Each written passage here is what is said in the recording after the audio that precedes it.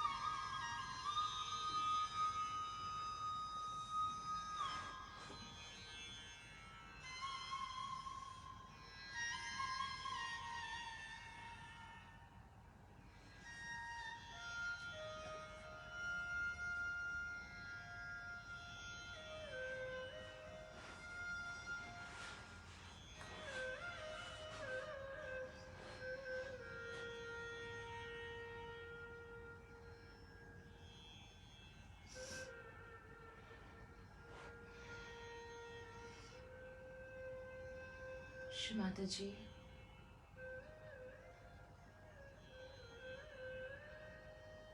as we sit before you,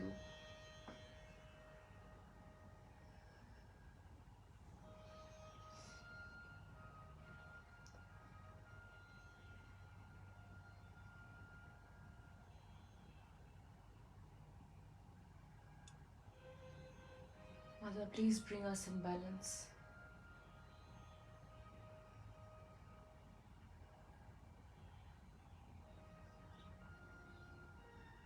Let's keep our right hand on the Mother Earth and the left hand in our lap. Shri Mataji,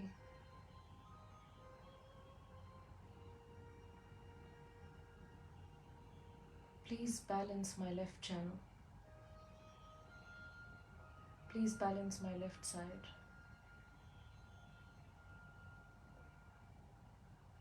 Please bring my emotions in balance.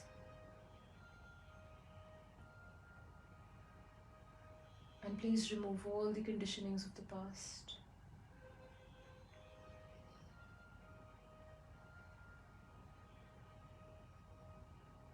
Shri Mataji, please balance my left channel.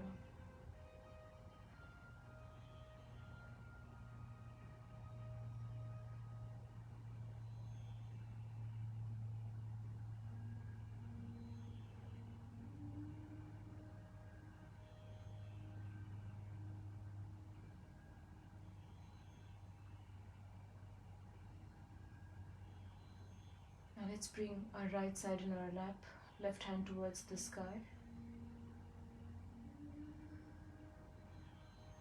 Shri Mataji, please balance my right channel.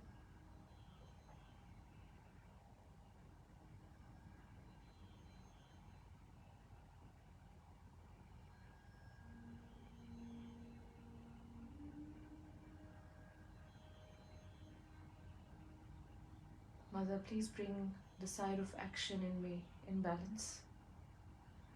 Please remove all the worries of the future.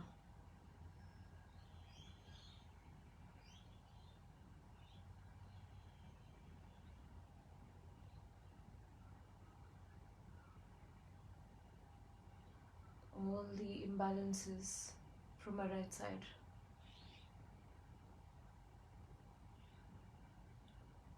All the excessive planning.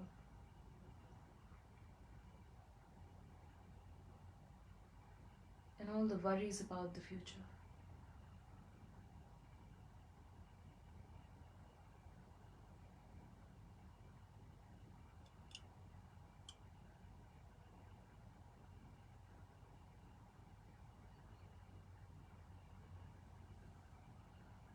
Now let's bring both of our hands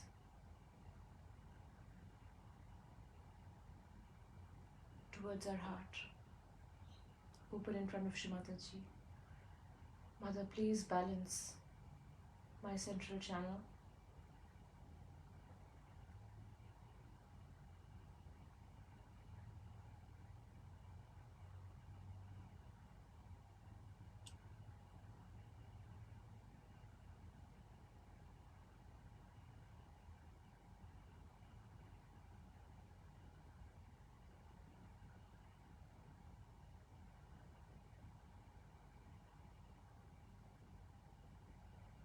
Mother, please bring me in present.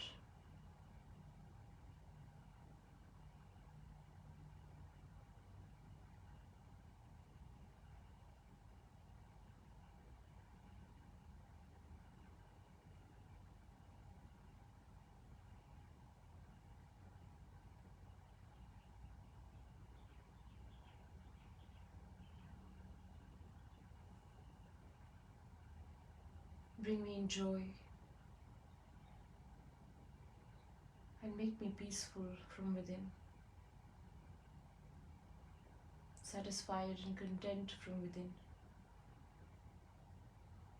Let joy be my emotion.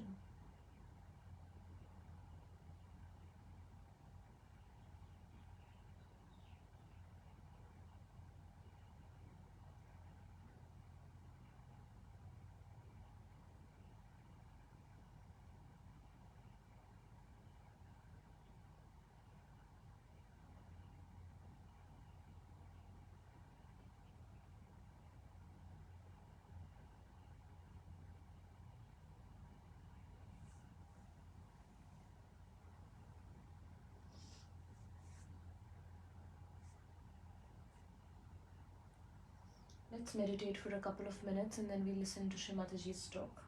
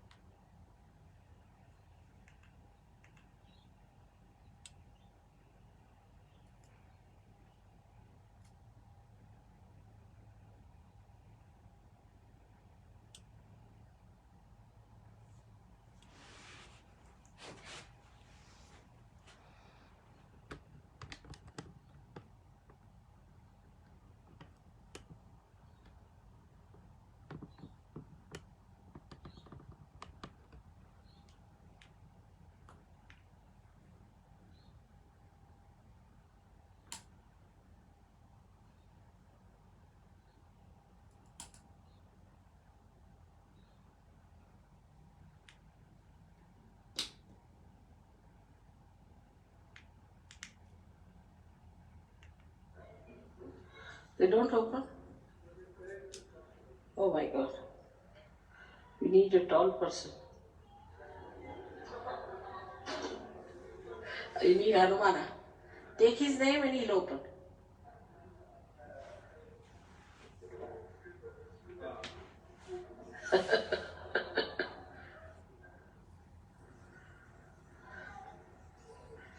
Keep a chair in front.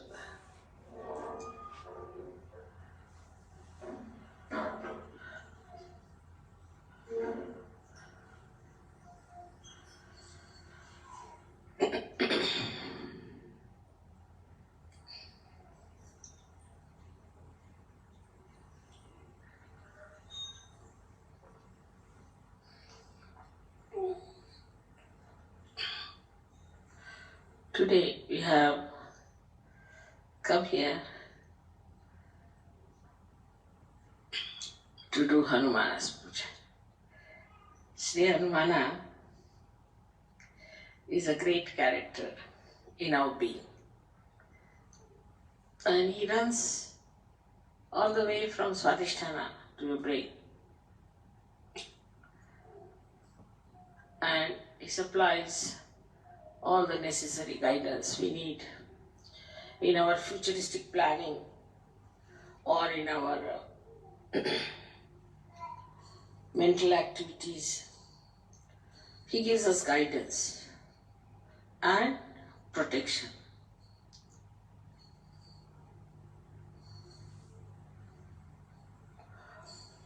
As you know that Germany is a place where people are very active, very right-sided, use their brain too much, and they are very machine-oriented also. It is very surprising how a deity like Shri Hanumana, who is an eternal child, because he was like a monkey, his head was that of a monkey, if not of an elephant. So he was an eternal child, and he was the one who was used to run the right side of human beings. He was told that you must control the sun. Begin with, he has to control the sun, that the sun in the people, if there is too much sun, then he must try to control it and make it cooler or smoother. So he was a child after all. So as soon he was born, when he knew that he has to look after the sun, he said, why not eat it off? So he ran up the Virata's body and ate up the Surya. There I had to be told, no, you have to control him, you don't have to put him inside your stomach. Because he thought that this sun will be controlled better if he has it in his own stomach. So the beauty of his character is that he's a child. And the childlike behavior of Shri Hanumana has to control the right side. If there's a right-sided mother or a right-sided father. Normally, right-sided people don't get children, normally. They're over right-sided, then even they get children, but they're really not liked by the children because they have no time for children. They all the time are very strict with the children, they shout at them, they don't know how to handle the children. Or they are over-indulgent because they always think that I never got this, so let me give it to the child. So these extreme type of people who are right-sided have got this Hanumana who is nothing but a child. He is very anxious to do the work of Sri Rama. Now Sri Rama is a character, I would say, which is full of balance. Absolutely. He is the benevolent king, which Socrates has described. So he needed somebody with him all the time to do the work or to supply him or to help him, like a secretary you can call him. And Sri Hanumana was the one who was created for this purpose. Because Sri Rama was such a assistant. I mean, you cannot have such a word for him. We can say such a servant of Sri Rama. Even the servants, you don't have that much of dedication for their master. We can say like a dog or a horse, but that also doesn't have such dedication for Sri Rama that by the time he grew up, he got now 9 siddhis, Navadha siddhis. 9 siddhis he got. These siddhis are like this, that he could become big, he could become so heavy that nobody could lift him. He could become so sukshma that nobody could see him. He could become so subtle that nobody could see him. There are 9 siddhis that he got. So a person who has got the right side too much in him, he controls him with these 9 siddhis. Now, how will he control a man who is running very fast in his life? What he does is to control his movement. He makes him in such a way that he has to put down his speed. He makes his feet very heavy. Now he can't do that much. Or he makes his hands very heavy. So the person cannot work very much with his hands. So he can give a tremendous kind of a lethargic heaviness to a person who is a very right-sided person.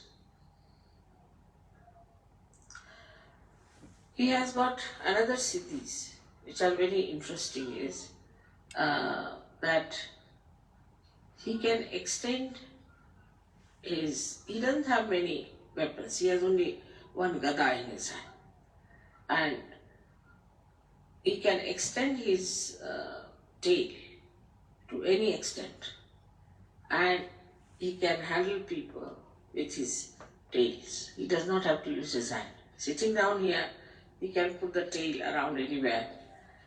If he wants, he can just make a mountain of his tail and sit on that. Like, he has all these monkey tricks, as you call them, see. And all these things he has within himself is to control a person who is extremely right-sided, to begin with. Then he can fly in the air. Just, he doesn't have any wings, but he can just fly in the air. That means he can become so big that the amount of air he displaces has a much more weight than his own weight. Just the same principle Archimedes, if you know the Archimedes principle, that he becomes so big that his body starts floating in the air, like a boat, you see, can call it. And he can fly in the air. And by flying in the air, he can carry the message from one to another through the ether. Now the subtle of the ether that we have is under the command of Shri Hanumana. He is the one who controls, or is the lord of this ether, the subtle of the ether, or say the causal of the ether, and through it, it communicates. All the communications that you find like we have within ourselves also ductless glands, which a pituitary is using ductless glands, is through Hanumana's movement. Because he can go into a nirakar, he can go into a formless state. Also the communications, for this communication that we have, maybe we can say that we have got a loudspeaker. But we have a television, we have got radios and all those things. Where we catch on to the ether anything is all the blessings of Hanumana and are available to people who are right-sided. Only the right-sided people discover these things of the space, which we call as a cordless telephone or a thing without. We have also telegraphs and where we don't use any wires. So without any connection, through the ether, he can manage. So all the ethereal connections has been done by this great engineer, Shri Hanumana. And it is so perfect that you cannot challenge it and you cannot find faults with it. Maybe your instruments may not be all right, but as far as his ethereal work is concerned, he is perfectly there. Now the scientists discover it and think that it is in the nature, but they never think, how can it be? We say something in the ether, and how is it is received on the other hand? They just take it for granted that it is so, that we say something here or we relay something on the television and it is seen the other side. But they never even think or search out how it is done, what is the way. And this is what is the work of Shri Hanumana, who has done such a beautiful network. And through that network, all these things work out. So, even on the right side, the vibrations we get in the molecules, as you know that we get molecules like sulfur dioxide. If you have the sulfur has 2 oxygen and the oxygen goes on pulsating like that. They are isometric, symmetric type of vibrations, you all must be knowing about it. So all these things, symmetric and isometric vibrations, are created by whom? Nobody wants to know. Nobody wants to find out. Because after all, in an atom or imagine in a molecule, that deep, who does that job? Is done by Sri Hanumana in his subtle ways. So he has another great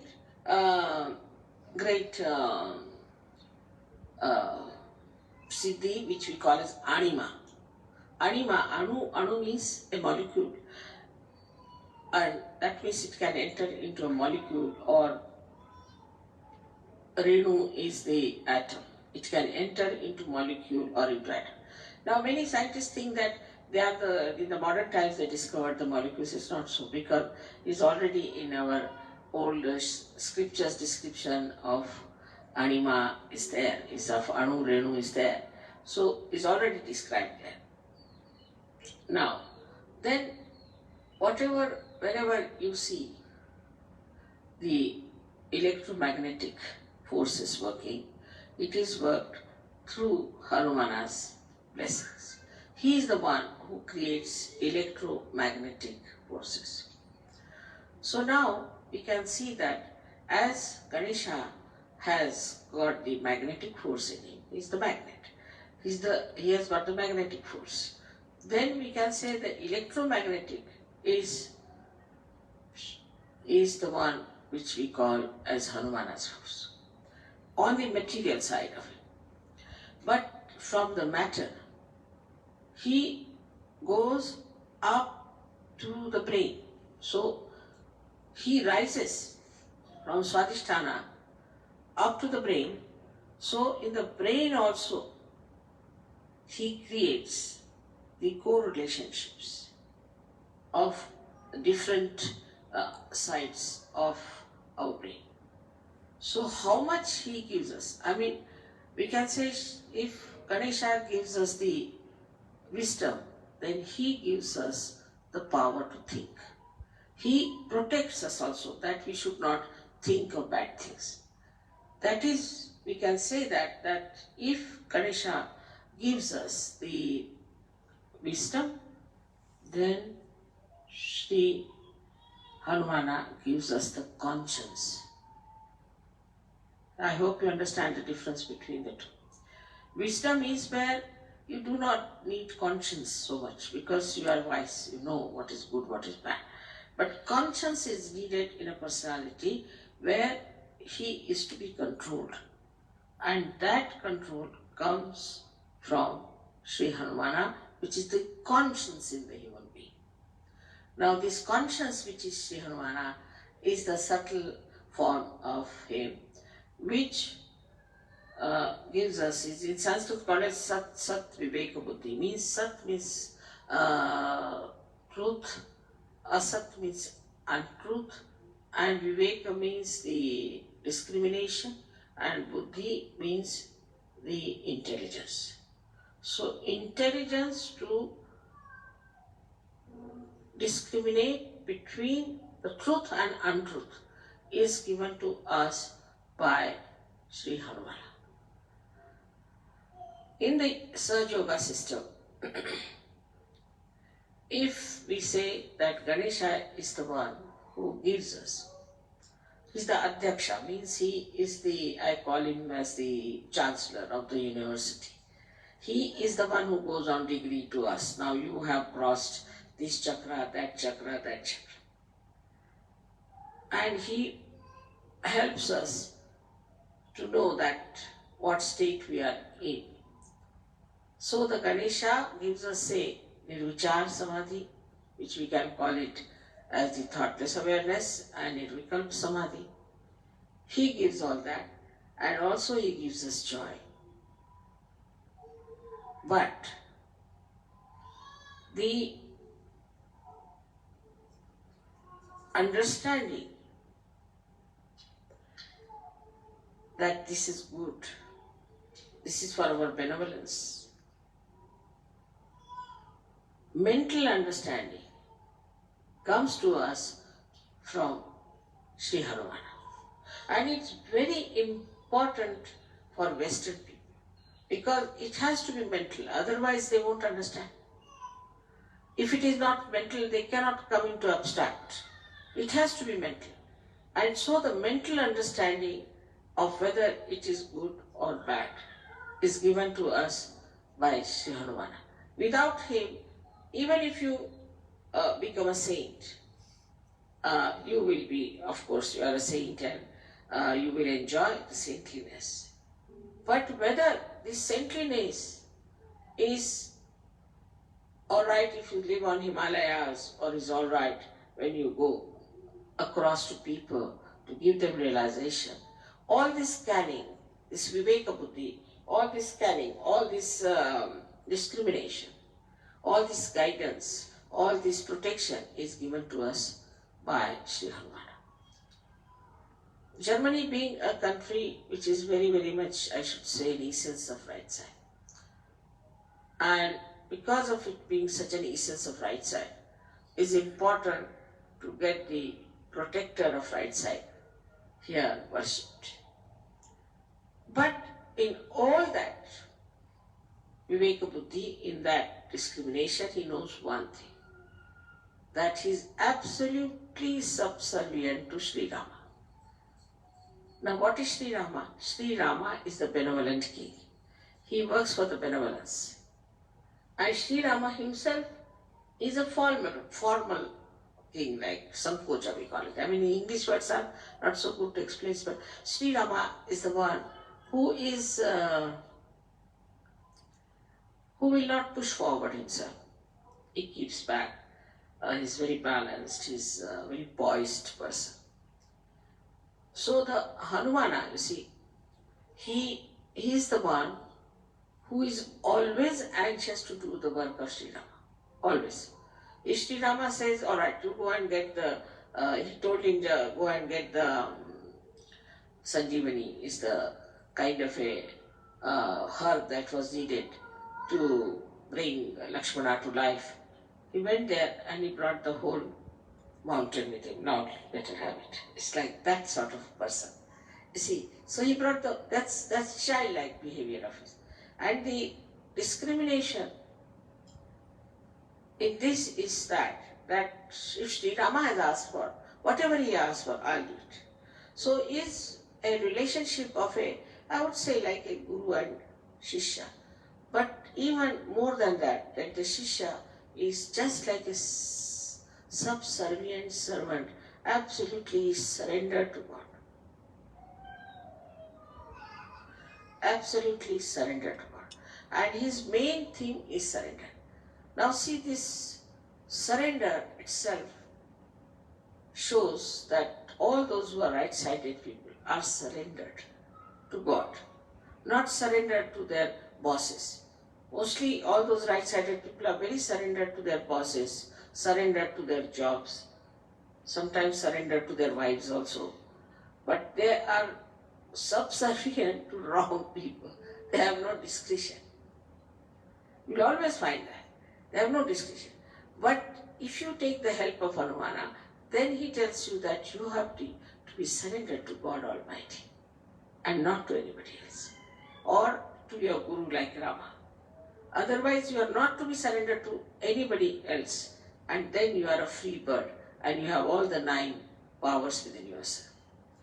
Hanumana's whole thing is to antidote your overactivity, to antidote your too much thinking, to antidote your ego. Now, how he finishes the ego of people is very sweetly shown when he burnt the whole of Lanka, is the capital of Ravana, and the way he made fun of him.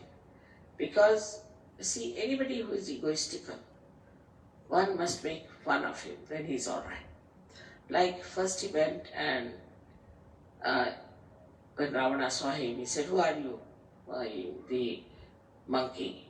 So he just pushed his tail towards him and tickled his nose with his tail. So he's the one who makes fun of egoistical people. Now if somebody egoistical tries to trouble you, he's the one, he'll make such fun out of him that you'll be amazed how this fellow was jumping like a Humpty Dumpty has fallen down and has broken his crown. So, see, it is the job of Hanumana to protect you from egoistical people. And also he protects the egoistical people by showing them down, like say Saddam. In the case of Saddam, I just asked Hanumana to do the job, because I know he'll do it. Now, how he has put this Saddam into different circumstances that he doesn't know what to do. He doesn't know how to go, because supposing he says, all right, I'll have war. So the whole of Iraq will be finished. He'll be finished, Kuwait will be finished, all petrol will be finished, all right. Everybody will be in trouble. But what about him? He won't be there too. Because if the Americans have to fight, they'll go in his place and fight. They won't fight in America. He's not going to go to America to fight them. Few Americans may be dead. So now, in this Saddam's brain also Hanumana is working and telling him, now see, mister, if you do like this, then this will happen. He works into the brains of all the politicians, all these egoistical people. And then they get sometimes stunned, sometimes they change their policies, they come round, and that's how they manage. Also, another great quality of Hanumana is that he makes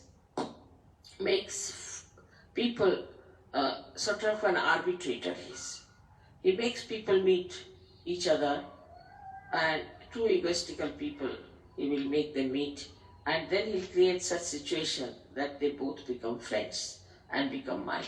So his whole character within us acts as to see our ego, discriminate that, oh, this is my ego that is working, and then to become childlike and sweet, mirthful and happy.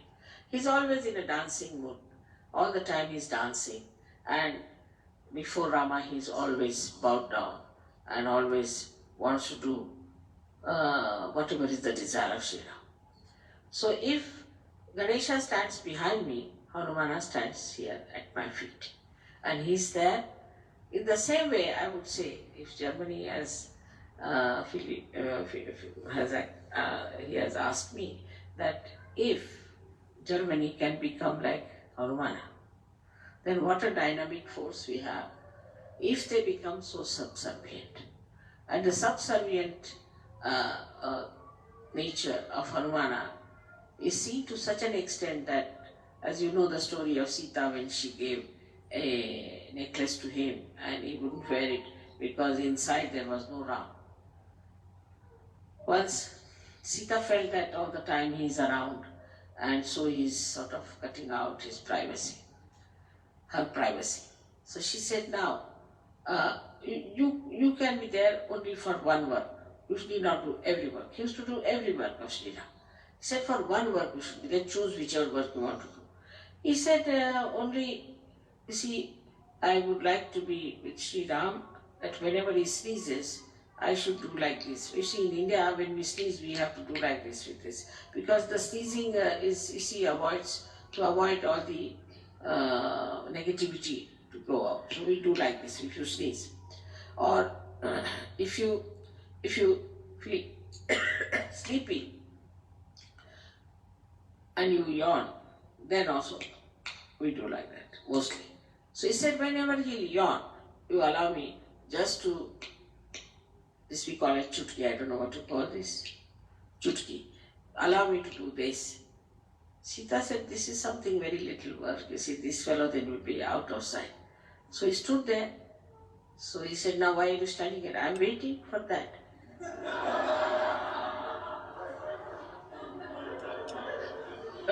So how can I go? And that's how she granted. First she granted, all right, given to you this job. Now she can't take it back because she's granted this job. So he's always there like this, standing just to do this to Sri Ram. So I mean the sweetness of the whole thing is that every time, every minute he is subservient, he is attentive, he is there. Also in Sahaja, I am relationships with you as a guru, as a mother,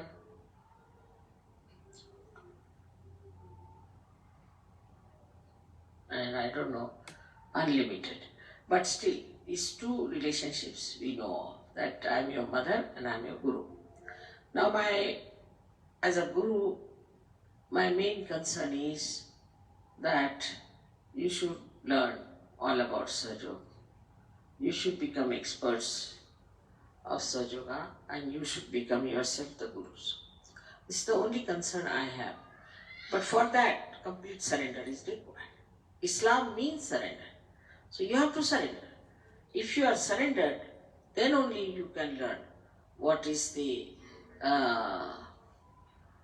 way you will handle Sahaja. Now, even this surrendering is done by Sri Hanuman. He is the one who teaches you how to surrender or makes you surrender. Because egoistical people don't surrender. Then he puts some sort of hurdles or some sort of miracles or some tricks by which then a disciple surrenders himself to the Guru. Otherwise, he is not surrendered. He finds it difficult to surrender. And the force that acts to make him surrender to the Guru is also that of Hanumana.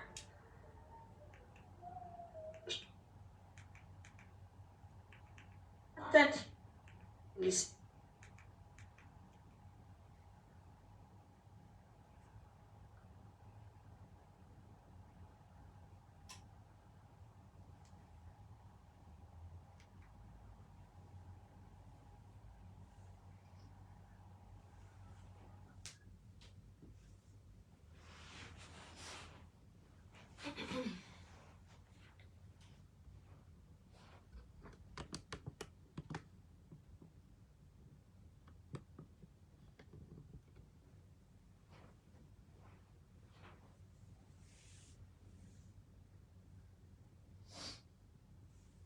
Let us just continue to meditate for a couple of minutes.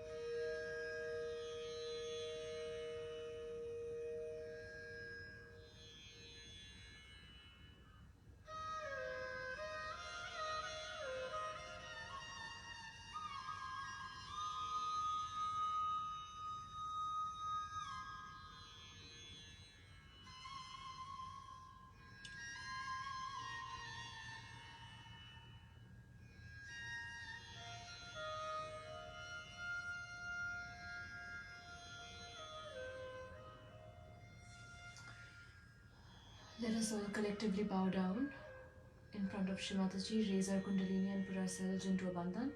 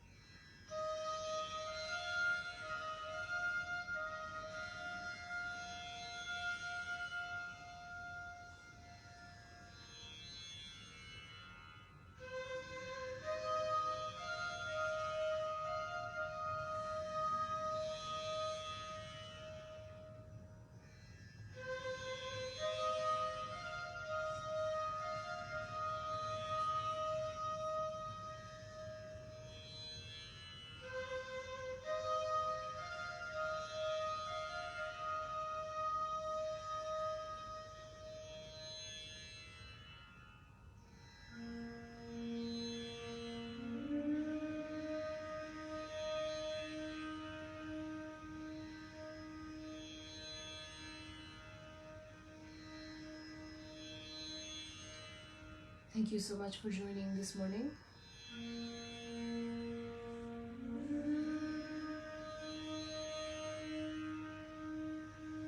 I hope you have a wonderful Sahaj day ahead.